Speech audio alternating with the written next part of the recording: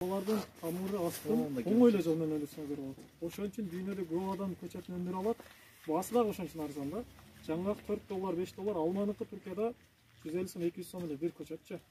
Мери келип кичине көбүрөөк болуп кетет да, баягы жол акы, растаможканын бирок кош саткандар ham кичине көбүрөөк кошуп коюп атат, чын дегендечи.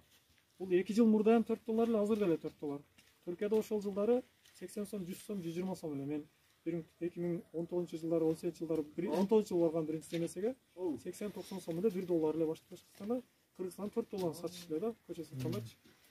Бул жерде биздин өзүбүздүн алып саткан адамдар дагы көбүрөөк кошуп койгон ошол убактарда. Азыр эми доллар ол убакта $6.000 болсо, фуралат азыр $10.000, $12.000 болду. Азыр кичине алардын пайдасы азайып атат. Кайра эле $4 сатат, бирок өндүрүш өтө оңой. Столбеттеп, алманын любой подвоюн жаткырып туруп көчөтүн өстүрөсүз. Жаздан күзгө чейин 45 градустук жаткырып өстүрөсүз. Күздө дарактын деле начакайлары болуп, ошо менен газык кылып калып, баягыларды араларын бир караштан кылып кетебиз. Буягын 1,5 метрден кылып кетебиз. Картошка эккенде эле, кыскасы, малин эккенде эле. Баягы 20 метрден кылган үчүн жаткырганда мындай бир бутак пайда болот. 4-5 бириккенде жуундун ичинде болуп калат. Бирок аны жердин бетине кылып турат. Эрте жаз кийин топуракты көмөсүздөр.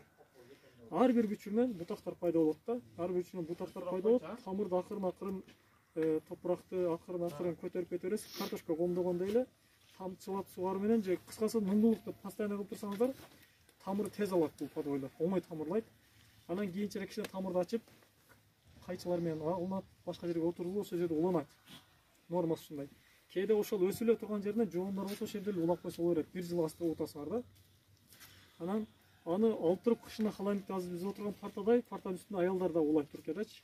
Зигзаг формасында мындай бир формада уланат калемче менен, сортун экөөнү шатырап эле кыштын ортосунда комтого отуруп эле бир күндө 2 адам 1800-2000 чейин улагандар бар да, 1500-2000 арасында. Улап байлап туруп, аны атайын бир температурада, баягы камбий деген Албай багандай китебинде жазылып аткан го мисалы. Көчөттөрдү 6 жылга чейин гана улаганга уруксат берет. Одан өткөнүнө карганга уруксат жок деп китептерде научный жазаткан го. Муну научныйды бузуп коюп турам муну. Ол ондой неме жок да. Мисалы каргандан бул күчү жетпейт деп 6 жылга чейин гана сунуш берет экен го. 6 жылга оңойроо. 20 жылдык алмады. Мындай да. Эле мына 1-3 жылдан анда болуп калат экен. Улап көргөнбүз, уже оны мөмө алды. Табырка кылып тургандан кийин. Мындай да, кыскача айтып кетсек, улагандын максаттары. Бунун максаты мынанын сортун өзгөртүш максатын болуп атат. Бутагандын да максаттары бар, ар биринин максаты бар. Бири-бирине окшошпойт да. Мисалы, бул сорту жакпай калды. Бул уланган сорт кымбат болуп атат базарда, жертеп чыккан үчүн же бир өзгөчөлүгү болгон үчүн, же ширин бул кычкыл мисалы, ошо жакпай калып өзгөрттү. Бул жоон эмес, кичинекей болсо деле өзгөртсө болот. Мисалы, мындай жоондукта болсо деле, бул жоондук мындай болсо деле өзгөртсө болот дегенчи. 6 жыл деген туура эмес. Барактын мына эски дарактар 50 жыл, 100 жылга чейин жашай берет. Конечно, өмүрү акыркы күндөрү 1-2 жылдан кийин өлө турган дарак болсо анда болбойт. Бирок ошого чейинки мисалы 50 жыл жашай турган болсо 45 жылга чейин уласа боло берет, бутаса боло берет, как положено. Булардын кабыгы камбий катмары ткандарды бөлүп атат, арага киселеме баягы кулайма болуп атат, сварка жүрүп атат, значит боло берет да. Кайра тамыры күчтүү болгон үчүн мынаны тез жеткирет.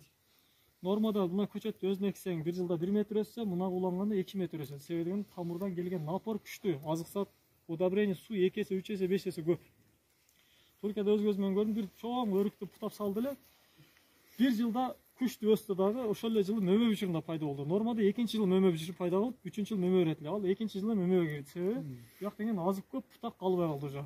Аз эле силер 5 баланы багып тургандан бир эле балаңыздар аз, бир баланы оңой эле багып коесуздар, ошондой эле гап да. Мындай көп нерсе ишти кылып туруп, кичине эле ишти оңой эле кылып коет да бул ишчи.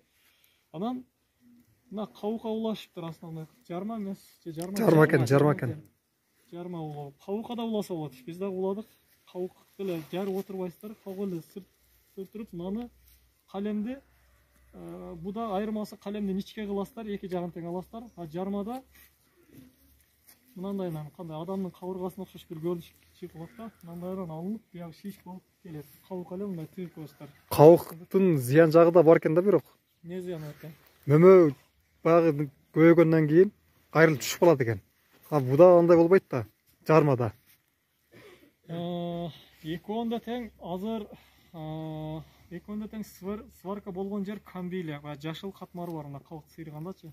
Ошол жер сиздер кандай жол 100 ыкмасы болсо, улганын 100 эмес, эми 20-30 ыкмасы бар. Ошол ыкманын бардыгында тең ушул сварка боло турган бир эле катмар бар, ошол жер сваркаланыш керек. Конечно, эң бекеми бүчүр менен болот да. Себеби бүчүрдө секинден кичинесинен бирдей болуп чоңоюп кетет. А мындай чоңдордо андай ыктымалдык бар. Тем более мына ылдый жагы көктөп туруп үстү эмес. Бул салмак түшкөндө буда деле ыктымалдык болот да. Ал жөнүндө толук бир нерсе дей албайм баягы сиздин мына Практикада өттү да ал нерсе. Кабыктан улап кайрылып түшүп калган, кийин мөмө көбүрөөк байлаганда. Шамал кантип түшүп калат да кайрылып. Ооба. Бирок мында 20-жылда эле немеси болушу мүмкүн. Баягы сваркага неме кылат. Буну анда жооп кетиш керек. Уланганга чейин бекемирээк кармап берет да, мындай. Мына Семеренкага Кирпсонду улаган болсок, Семеренк неме Кирпсонго карарабы? Карай берет. Себеби бул экөө тең бирдей эле да. Семеренка түгө алма. Буга эч кандай тиешеси жок. Бул азыр bundan buyagына бериле турган форма маанилүү. Эгер жакшы күндүн жарыгын бардык жерге тийгизе турган жарык бериле турган болсо, климатыбыз туурараак бере турган болсо, нормально кызарат бул. Уласак болот экен да анда. Болот. Эч кандай маселе жок. Анан бир эле жерде жиш болду бутактар көбөйө берсе, мына жерде мисалы бутак сал көбүрөөк турат да. Салыштырмалуу мындай жайылып турбай, жиш болуп кетсе келечекте ошондо маселе болуп жакшы кызарбашы мүмкүн. Жалбырак түйгөн, мөмөлөр бирине тийген жерлер жакшы кызарбай калат да. Жөсө көлөкөдө калып кеткен жерлери.